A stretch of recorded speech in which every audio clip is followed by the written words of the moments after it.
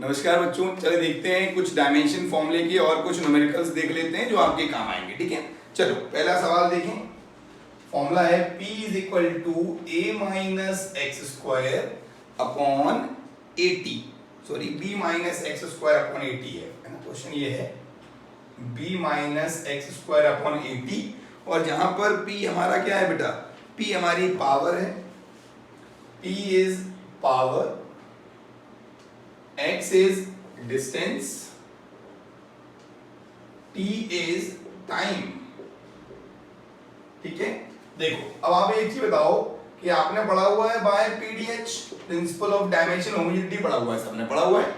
उससे क्या होता है, आप ये बोलते हो same quantity can be added और सब्ट्रैक्टेड। जो सेम फिजिकल क्वांटिटी है उनको हम ऐड कर सकते हैं या माइनस कर सकते हैं, सिंपल सी बात है। एक चीज बताओ, ये b है, यहाँ पर b किसके बराबर होगा, एक्स स्क्वायर के बराबर। बताओ क्यों? क्योंकि by PDH b is equal to x square होगा। डायमेंशन फॉर्मूला ऑफ b क्या होगा बेटा, x मतलब लेंथ का स्क्वायर। सिंपल है, अरे सीधी बात है।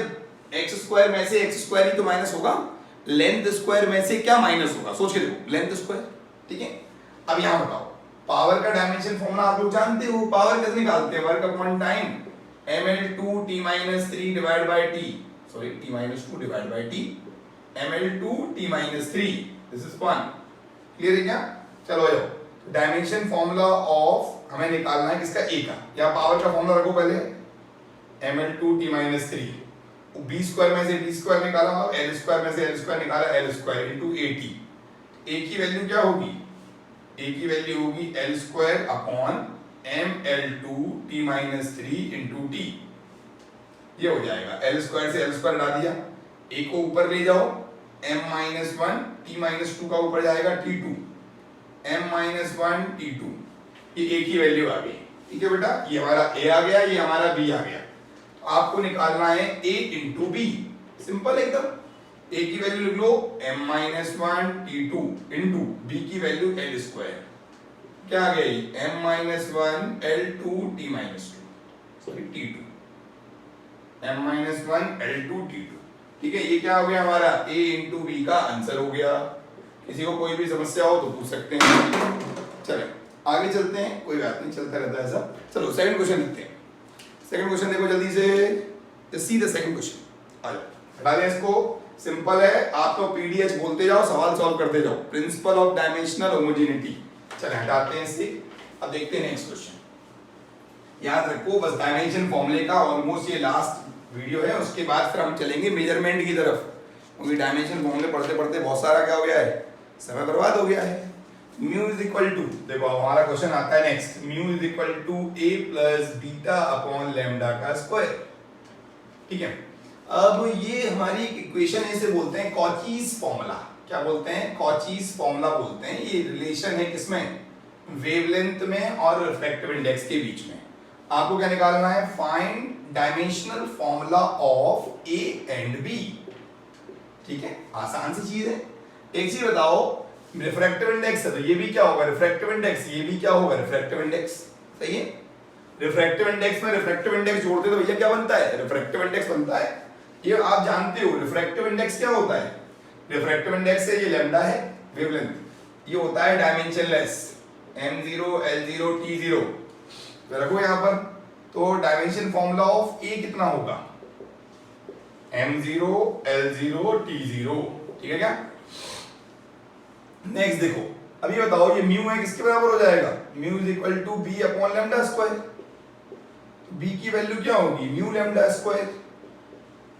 ठीक है, तो डायमेंशन फॉर्मूला ऑफ बी निकालना है मुझे। क्या निकालना है बेटा, dimension formula of b is equal to, refractive index तुम जानते हो क्या होता है, डायमेंशनलेस, और लैम्डा स्क्वायर होता है एल स्क्वायर।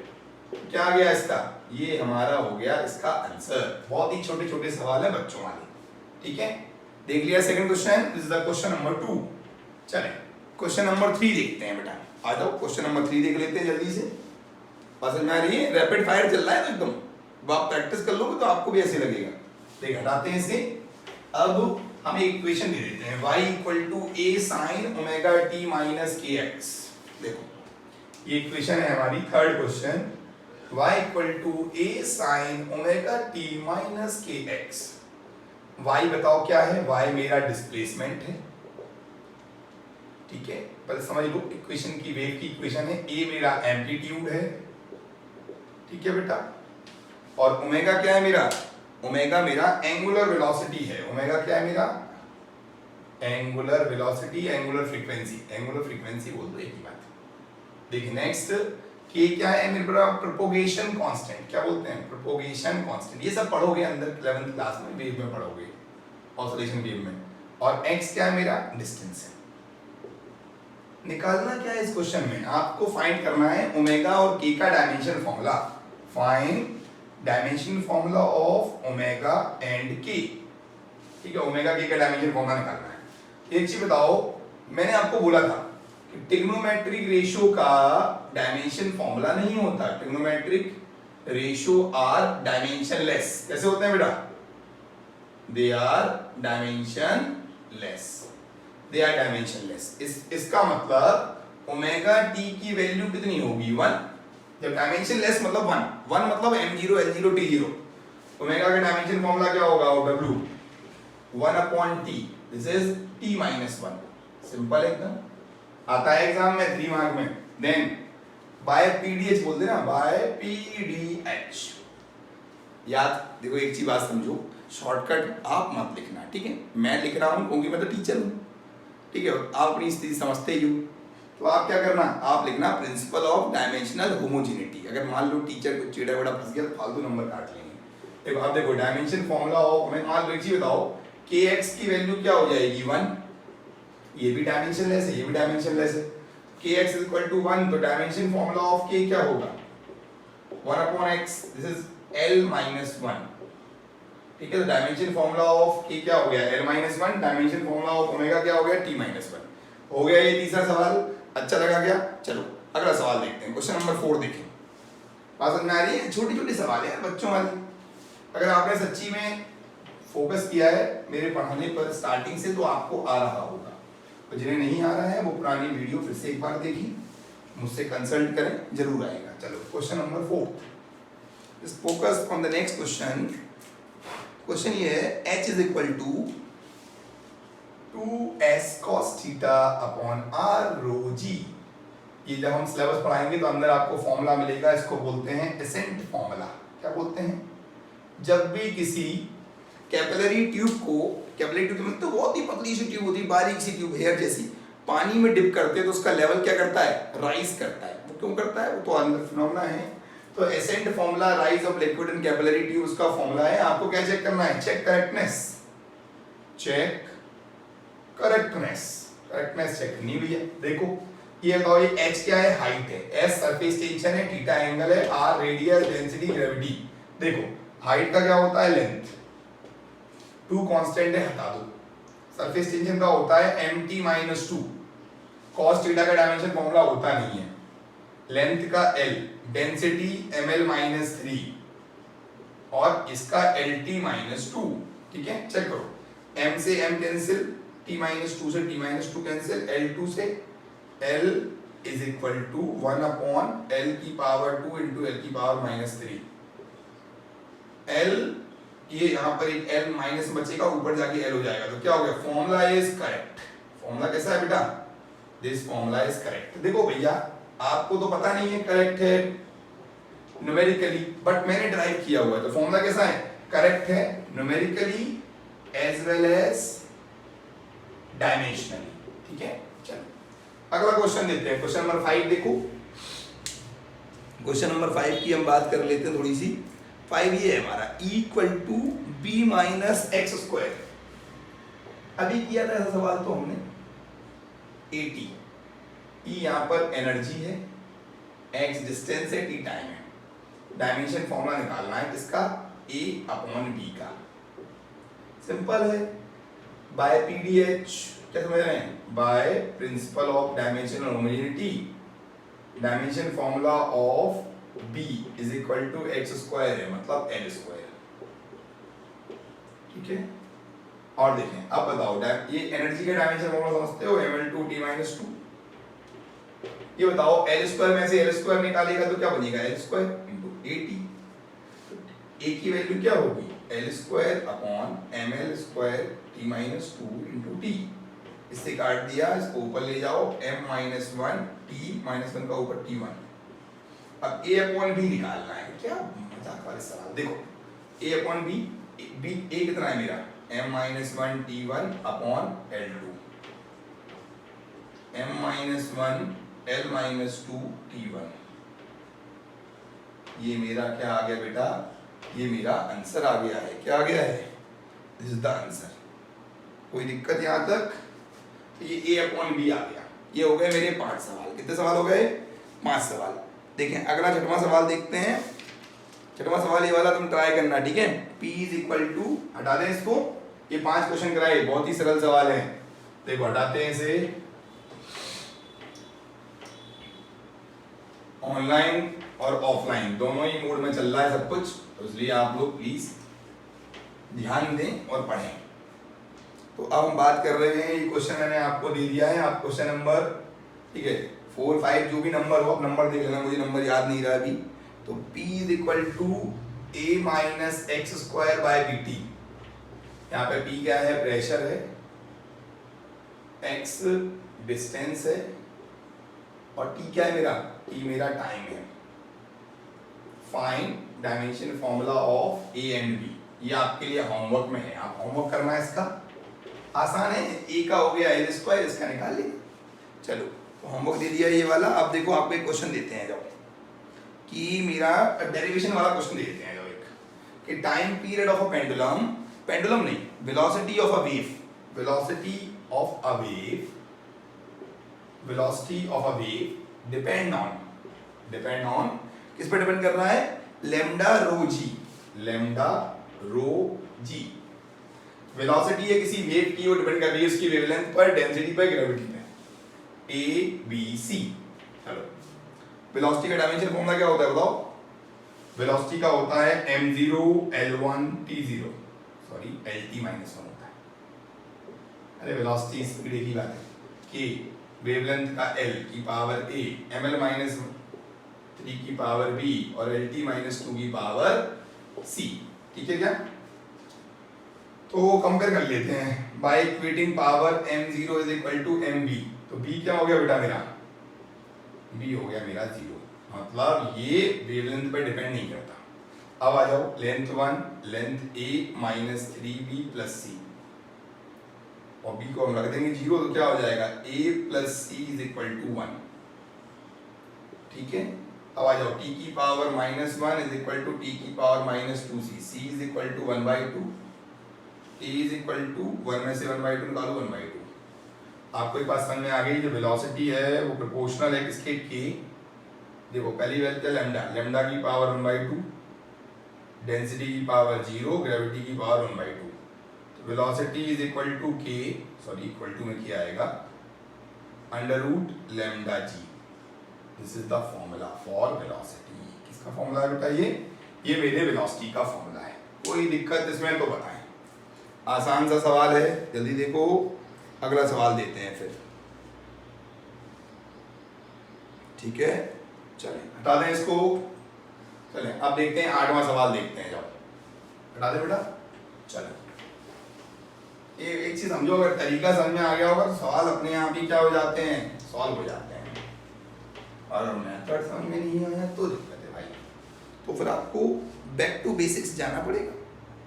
देखें तो प्लेनेट रिवॉल्यूशन, देखो टाइम पीरियड डिपेंड करता है किस पर, रेडियस पर, मास पे, ग्रेविटी पे। चलो time period of a planet, time period of a planet depend on radius, mass, gravity. Radius, mass, gravity, radius, mass, gravity, radius की पावर a, मास की पावर b, ग्रेविटी की पावर c, ठीक है। देखो time period is equal to k, radius मतलब l की power a, mass की power b, और ये होता है m minus 1 L3 t minus 2 की पावर c, ठीक है बेटा। बस कर लो जल्दी से, कंपेयर कर दो m0 L0 t1। 8वां सवाल, जो भी सवाल नंबर तुम डालते जाना यार ना, टेंशन नहीं लेगा। देखो अब कंपेयर कर लो, l की पावर a, m की पावर b, और m-1 L3 t-2 की पावर c। कंपेयर करो, m की power 0 is equal to m की power b minus c। b minus c क्या हो गया? 0 हो गया। b माइनस c 0, l की पावर 0, l की power a plus 3c, a plus 3c is equal to 0। Then next t की power 1 is equal to t की power minus 2c, तो c हो गया -1/2, b हो गया 1/2 और a हो गया -3/2।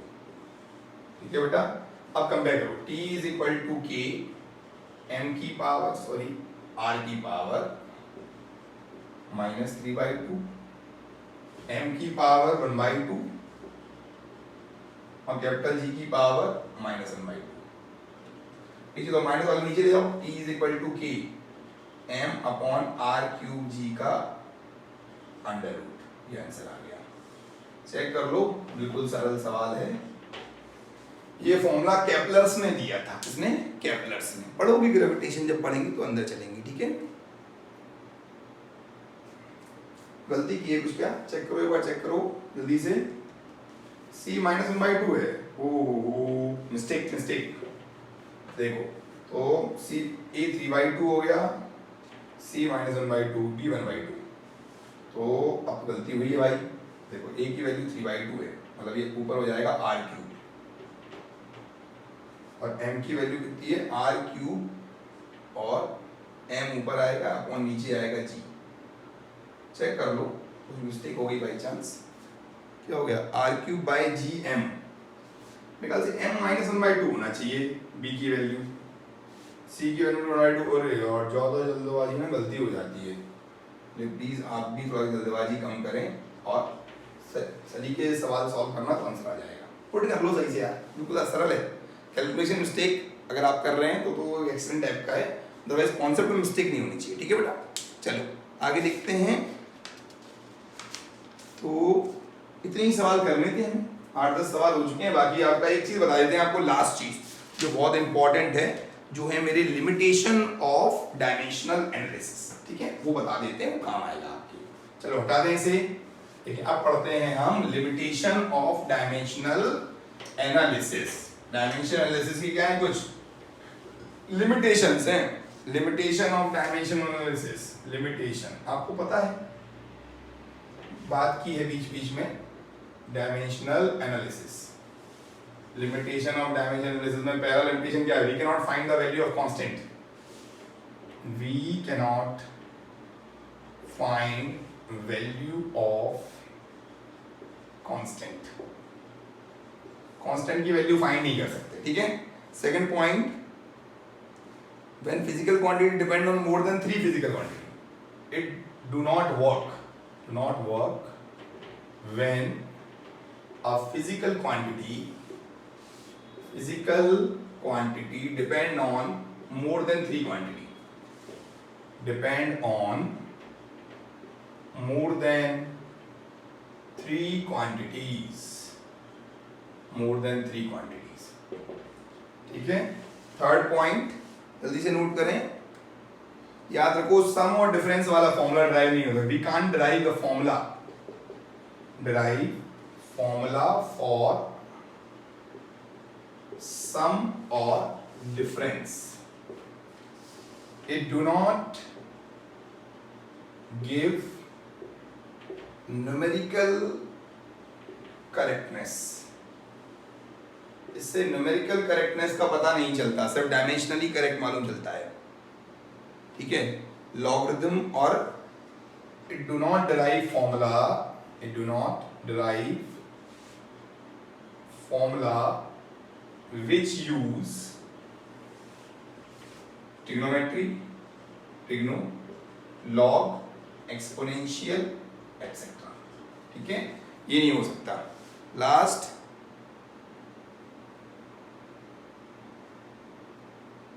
ठीक है, और बस इतना ही है, यही लिमिटेशन है मेरी। अब हम क्या करेंगे नेक्स्ट लेक्चर में? क्या स्टार्ट करेंगे बेटा?